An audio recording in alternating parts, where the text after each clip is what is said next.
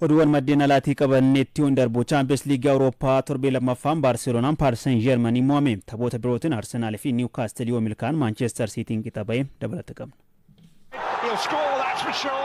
Champion Awurooppaa Paris Saint-Germain gara Stadio Olimpico imaluun Baarseloonaa mo'atte. Morkiin kilaboota lameenii kan boqonnaa duraa wal madaalaa ture. Boqonnaa deebii kilabiin warra Paris olaantummaa fudhachuun dirreen ala milkaa'e. Abbaan dirree Baarseloonaan daqiiqaa 19ffaa irratti kubbaa Marcus Rashford mijjeessee Ferran Torres galchuun dursa qabate. Ergisaan Manchester United dhiisee gara Kaataalaan kan deeme Rashford taphoota 6 darbe irratti goolii 5 keessaa qooda fudhateera. Paris Saint-Germain daqiiqaa 38ffaa irratti goolii Seeni Maayuluun galcheen itti qixxaate. Boqonnaa deebii daran cimee gara dirreetti kan deebe Paris Saint-Germain caalmaa taphaa waliin goolii biraa dabaluun qabxii 3 milkeeffate. Boqonnaa deebii jijjiirame kan seene Goncalo Ramos goolii lammaffaa fi injifannoo Paris Saint-Germain taphataa galcheedha. Tapha kaleessaatiin gareen Luis Enrique Paris Saint-Germain taphattoota murteessoo 4 malee taphate. Badhaafamaan Ballon d'Or Ousmane Dembélé, Kvicha Kvaratskhelia, Desire Doué fi dursaan taphattoota garichaa Marquinhos garichaan ala turani. Jijjiirame seenuun goolii injifannoo Paris Saint-Germain kan galche Goncalo Ramos injifachuun nuuf mala bara kanas waan hundaa injifachuu barbaannaa jechuun dubbate.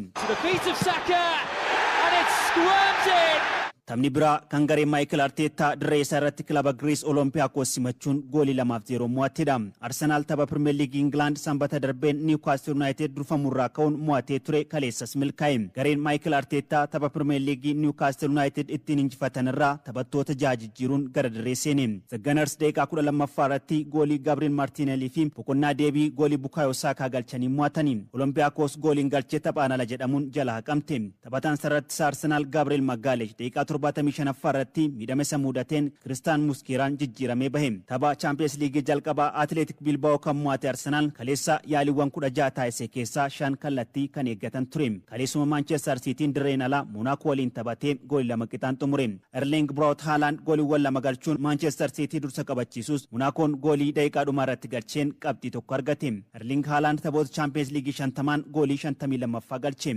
Lammiin Norway bara kana dorgommii hundaan taphoota 10 gooliiwwan 17 galchira. Monacoodhaaf Jordan Teze boqonnaa dura akkasuma Eric Deramo penaltiin daqiiqaa 90ffaa irratti taphattoota goolii galchanii. Newcastle United gara Belgium Brussels maluun goolii 4-0 Union Saint-Gilloise mo'ateera. Nick Woltermeede fi Harney Varnis gooliiwwan 1-1 galchan. Anthony Gordon penaltiin goolii 2 galchira. Newcastle erga bara 2003 yeroo jalqabaaf dirree isaatiin ala imaluun injifate. Taphni biraa kaleessa Stadio della Ceramicaatti Villarreal fi Juventus gidduutti geggeeffame goolii 2 qixaan xumurame. Mikato Di fi Neneto Vegan gooliiwwan lamaan Villarreal galchan. Federico Gatti fi Francisco Conceição gooliiwwan Juventus taphattoota galchanidha. Kaleessuma Napoliin goolii 2-1 Sporting Lisbon mo'atte. Taphataan Manchester United ergisaan Naples jiru Rasmus Højlund goolii lamaan Napoliin ittiin injifate galchira. Kubbaawwan lamaanuu taphataa duraanii Manchester City Kevin De Bruynetti mijjeesse. Signal Iduna Parkitti Borussia Dortmund goolii 4-1 Athletic Bilbao mo'atte.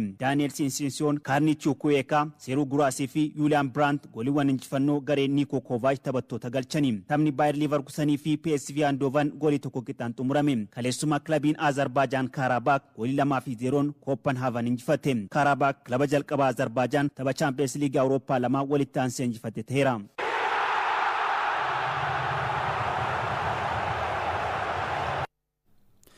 FIFA nirmaannaa Israa'el irratti UEFA murtoo dabarsuu qaba jedhe. Itti aanaan pirezidaantii FIFA Victor Montagilaan Israa'el sochii kubbaa miilaa addunyaa irratti hirmaachaa turuu fi dhiisuu ishiif murtoo jalqabaa kan dabarsuu qabu gamtaa kubbaa miilaa Awurooppaa UEFaadha jedhani. Erga bara 2023 Israa'el Palestine irratti waraana bantee lubbuun lammiilee 66,000 ol darbee jira. Sababa waraanaa kanaan UEFaan torbaan kana keessa Israa'eliin dorgommii Awurooppaa irraa dhorkuu fi dhiisuu irratti sagalee atattamaa walitti qabaaf eegama. Pirezidaantiin Ameerikaa Donald Trump gidduu seenuun waraana kana dhaabsuuf yaaluu jedhamus hamma ammaatti waraanni kun hin dhaabamne. Wancaa addunyaa bara dhufu Ameerikaa, Meeksikoo fi Kaanaadaan waloon qopheessaniif gulaallee irratti kan argamtu Israa'el ramaddii jalatti sadarkaa 3ffaa irratti argamti. Amnesty International, FIFA fi UEFaan xalayaa erguun Israa'el kubbaa miilaa irraa akka dhaabamtu gaafateera. FIFaan yaa'ii waliigalaa har'a qabu irratti ajandaa akka hin taane beeksisuun Awurooppaatti quba qabee jira.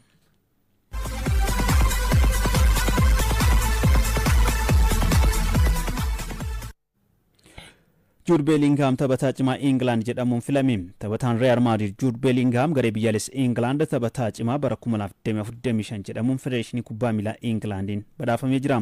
Taphataan sarara gidduu kilaba Real Madrid Jude Bellingham taphataa Arsenal Declan Rice fi taphataa Bayern Munich Harry Kane caalee kana filannoo kanaan injifate. On Hargreaves bara 2006 Bayern Munich taphachaa badhaasaa kana erga argate asiiti. Taphataa Premier Leaguein ala taphatuun badhaasaa kana argate lammaffaa ta'uunis galmaa'ee jira. Bara 2024-25 taphataan umrii 22 Jude Bellingham taphoota 8 garee biyyaalessa England taphatee jira. England Nations Leaguein gara liigii tokkoffaatti akka guddattuu fi gulaallii waancaa addunyaanis haala gaariin akka eegaltuuf taphataa gargaariidha.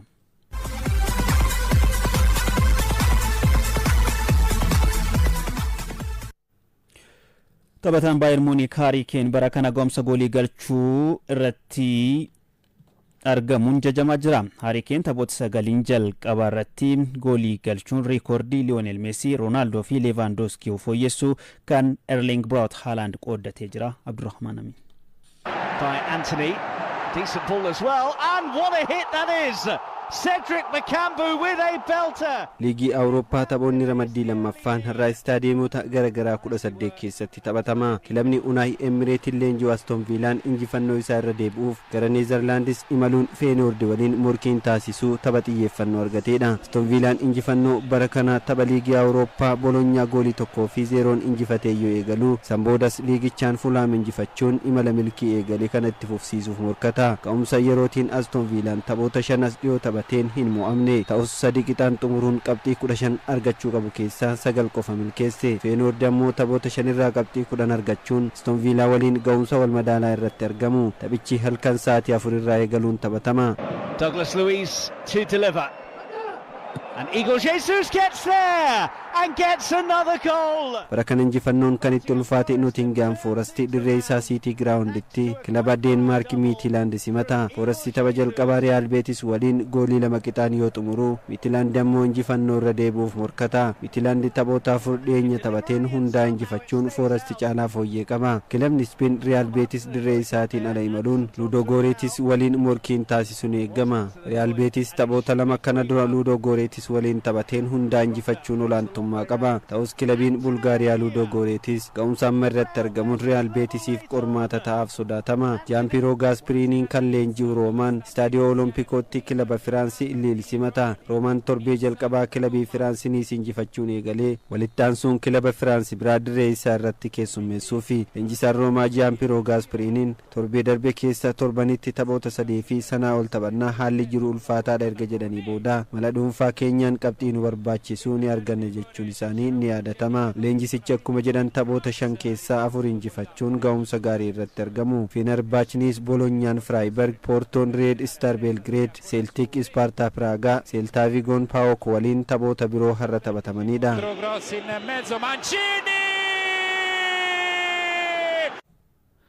Oduu namaa taphoota liigii Awurooppaa har'aa taphataman irratti kan waahilli koo Abdurrahman Amin qindeesseedha kan hordoftanii.